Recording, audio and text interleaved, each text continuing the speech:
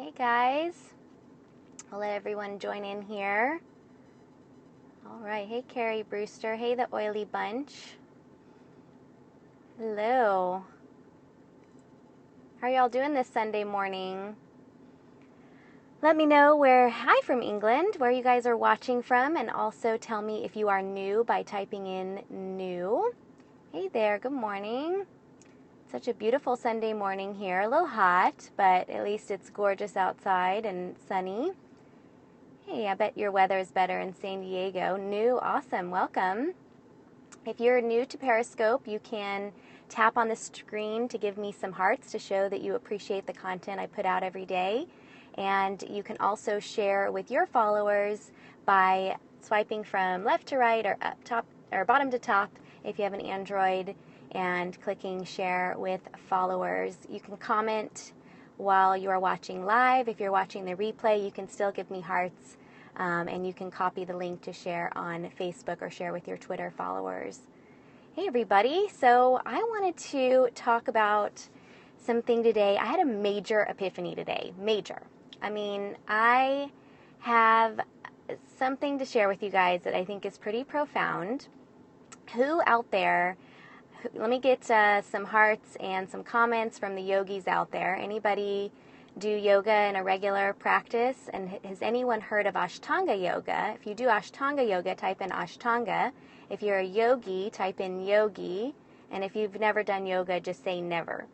So I am not a yoga teacher. I am not an expert in yoga. Bikram, never. Okay, Zen. I've never heard of Zen yoga. Yogi, never, never. Oh, my goodness, never, never. My goodness, I got lots of folks watching who are not yogis. Okay, so I'm not huge on working out, but I do love yoga. But I would say about 12 years ago, I started a pretty deep Ashtanga practice before I met my husband, before I got married, before I had my daughter. And I used to go probably once or twice a week. And the cool thing about Ashtanga, and you guys, I'm going to relate this back to some major personal development, some major focus on how oils help to support your digestion and your emotions. So stick around, okay? I will get to the point. But I just want to explain, because so many people put that they've never done yoga before. So I want to make sure that I explain this a little bit. So Ashtanga yoga, if you Google Ashtanga, Ashtanga, it is a practice that is the same series of movements every time, and you really basically focus on this practice and deepening your practice and getting better and better at it over a lifetime. It's not something that you can master the first time you show up in the room. And when I was, young and in my 20s and before I got married and all that good stuff, you have to go in and check your ego at the door with Ashtanga. So you can't go in there and try and do everything, or you're really going to get injured. And I'll raise my hand. When I started with Ashtanga, I did injure myself and had to get some shoulder surgery. So this is not an easy practice, and it's because you need to have patience with it. So there's a primary series, and I over the years I've picked up little tidbits here and there about this, but I think I didn't make the connection until I went in there today. So for the past 6 years since I've had my daughter, I have not been doing a regular practice of anything, shape, or form. I've maybe done Ashtanga once a year or twice a year for the past 6 years. But I went in there today, and I had an amazing practice today. And I was just laying there thinking, and the whole time I'm going through it, I'm thinking, how is this happening? I haven't exercised in a while. I don't know why this seems so different today, so different.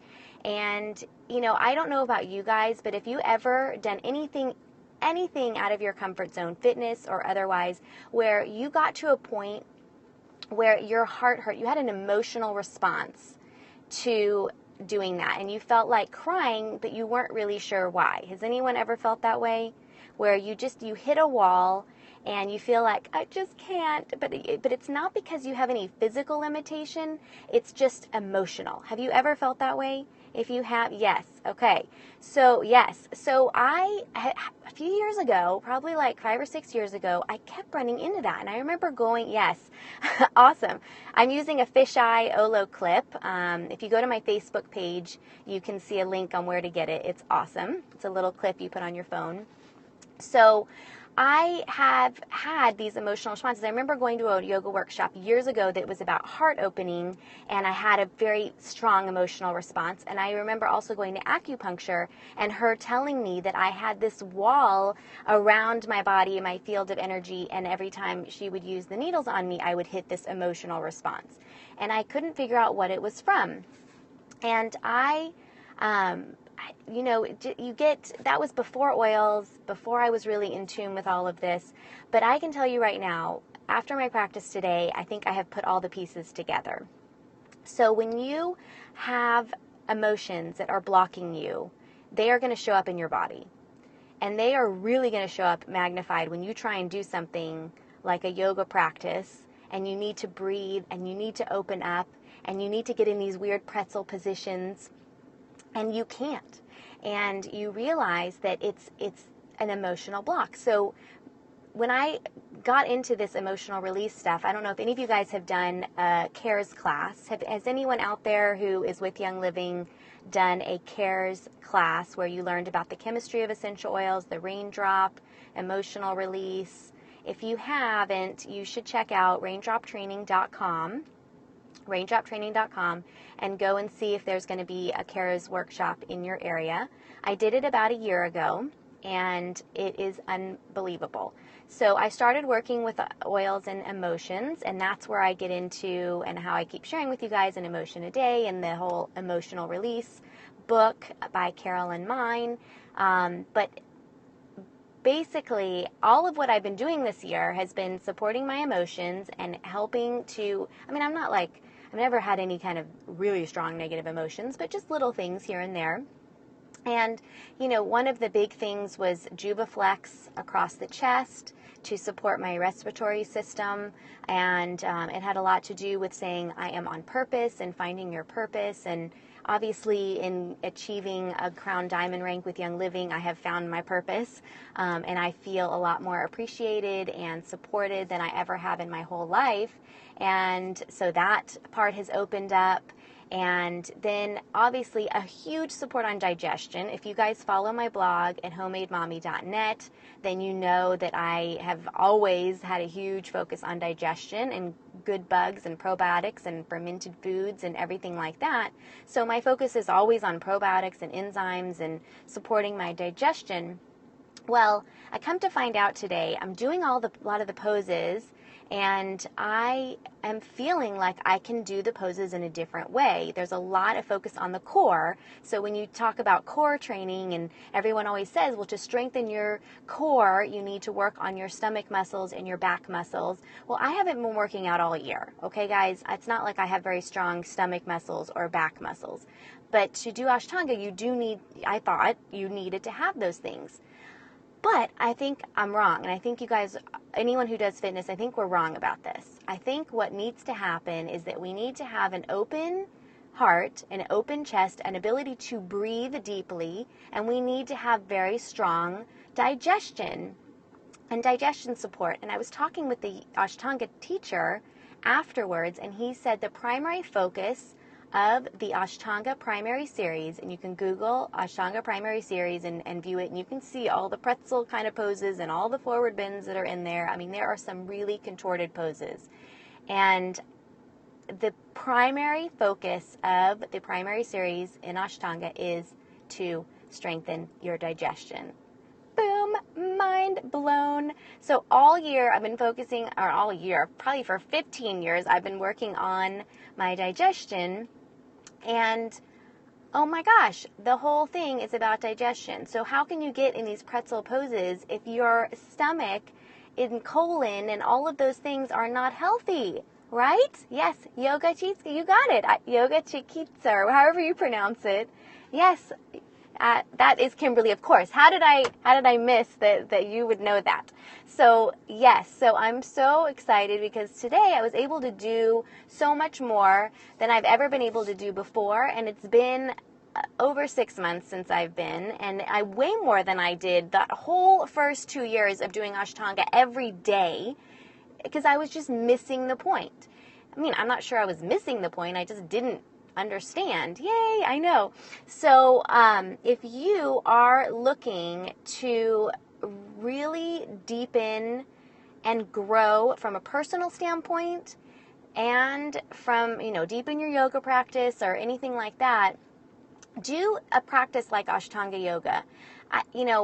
The other practices out there, they do different poses all the time, and I feel like maybe it doesn't help in the same way because you can't see a progression and you can't tell that there's been a shift. But if you go out and do Ashtanga and really start slowly, and again, you have got to check your ego at the door when you do Ashtanga, but if you go in there and really see and understand, the spelling is Ashtanga. Maybe someone can type it in.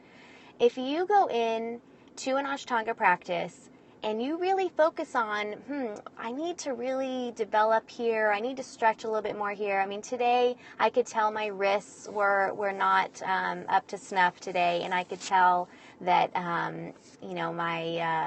my mid-back needed some support, some strengthening, obviously, and I could tell my hamstrings were tight, but I didn't have the same issues with just feeling like this sluggish feeling when I was doing my yoga practice. So, and I was able to twist a lot more and do a lot more. I mean, how are you going to do those twists and turns in yoga if you're plugged up, right?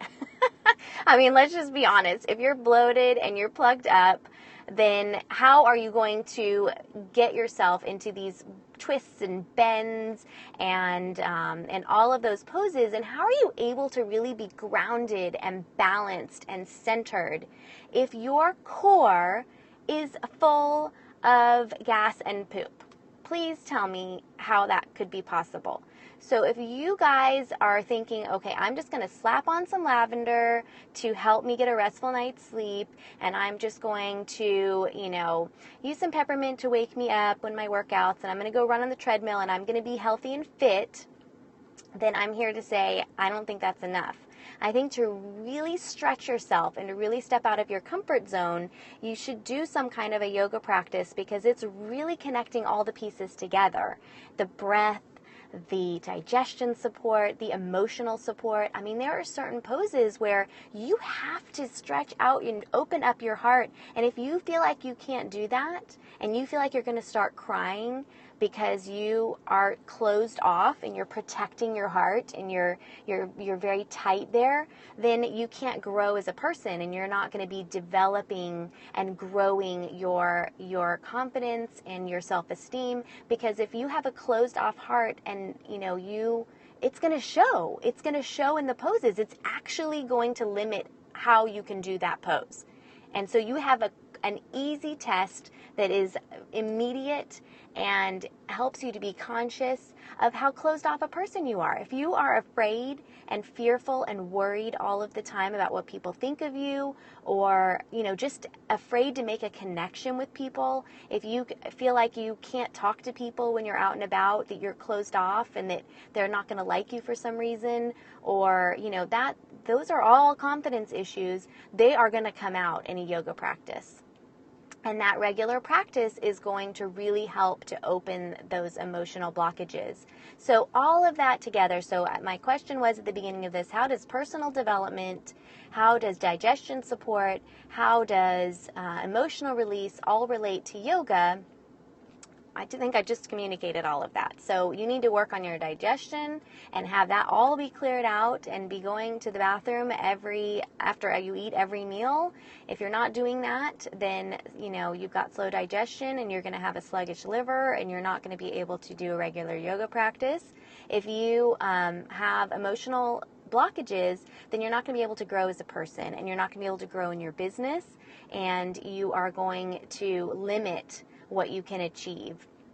So, surprising epiphany today, but had a great day with that, and I plan to keep going. And Kimberly, I hope you're still watching, but if you are, we are going to be doing this at convention for sure. And I hope we can wake up early enough in the morning to meet up to do it. But I just had a great day. So I hope you guys have a wonderful day and that you take some time to really think about physically where you are emotionally, and yoga can help you do that. So bye, everyone. If you have any questions, again, Google Ashtanga Yoga Primary Series, get the Emotional Release book, support your digestion. All of these things go hand in hand to help us to be a well, inspiring, helpful person. If we have these issues blocking us, then we limit what we can do and what we can achieve in helping other people to achieve wellness. So it's not just one of the three prongs. It's all like legs of a stool, and one of them is not steady, then the whole stool is going to fall over. All right, guys?